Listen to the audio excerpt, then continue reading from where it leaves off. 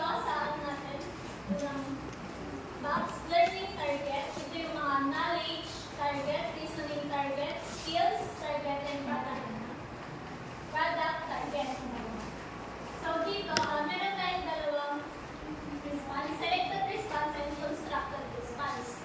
So dito, di ba sa selected response, sinabi na naman na may isa lang siyang sagot, parang gano'n. Tapos, dito naman sa constructed response, mas less yung objective na gagamitin. Parang wala siyang yung exact na sagot sa mga pinaka-assess natin sa mga kata.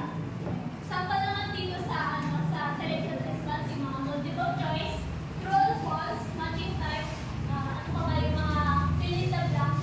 Tapos dito naman sa constructed response, ito yung mga short answer, problem solving, essay.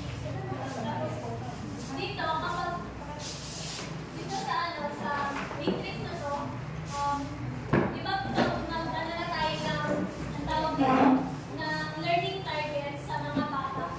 Yung knowledge, ito yung napagtunan mo ng i-ano nila, makuha ng isang estudyante. So, knowledge, dito, mapapansin natin dito na halos lahat is puro may check lahat ng bawat column. Multiple choice hanggang essay is may check siya tatlo. So, meaning, dito, note niya is more checks means better matches. So, kahit ano man yung dito yung sa target mo. Tapos, ikaw na teacher ay magpapa-assessment ka, pipili ka, pwede siyang multiple choice, pwede yung true or false, o kahit ano man dito, para makamit mo yung knowledge na gusto mo para sa mga bata. Tapos, dito naman sa reasoning target, mapapansin naman dito is tatlo lang yung yung parang dalawa lang yung merong tatlong check. Ito yung problem solving naka essay. Susunod naman yung multiple choice, tapos dito na yung true or false, kasi dito yung parang hindi na nakakapag yung sa mga bata kapag sa pag true or false, hindi na sila yung sa mental thinking nila, critical thinking nila na nagagamit dito sa true or false.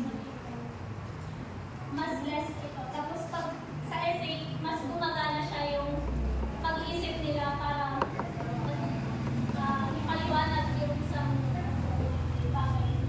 Tapos, skills, dalawa, yung mas maraming check lang dito is yung problem solving tsaka yung essay. Tapos, sa product, halos lahat naman dito is yung lang siya. One lang yung check niya. Kasi, tapos dito sa table 2.5.2, matching learning targets with other types of assessment. Ito na yung iba pang mga assessment na pwedeng gamitin na isang teacher. Sa learning targets, tapos dito na sa project case, portfolio, presentation, and observation. Sa knowledge, makapansin natin dito na yung parang mas better lang na matches sa is yung portfolio at yung presentation.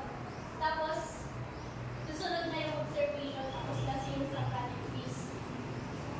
Tapos dito sa reasoning,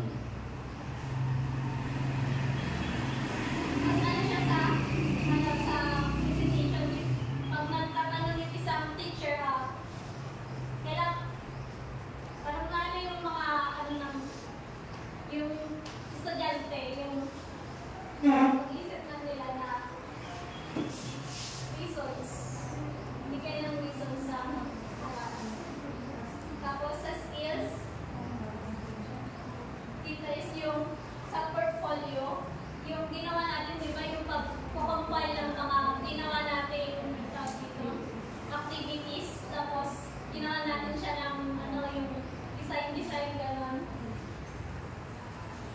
Tapos sa product, pwede siya dito sa project base or portfolio. Kasi dito sa project base, di ba yung sa yung mga portfolio, yung yung sa sa final requirements, lalo na kapag sa high school, ganon, yung tapos yung portfolio, ganon din.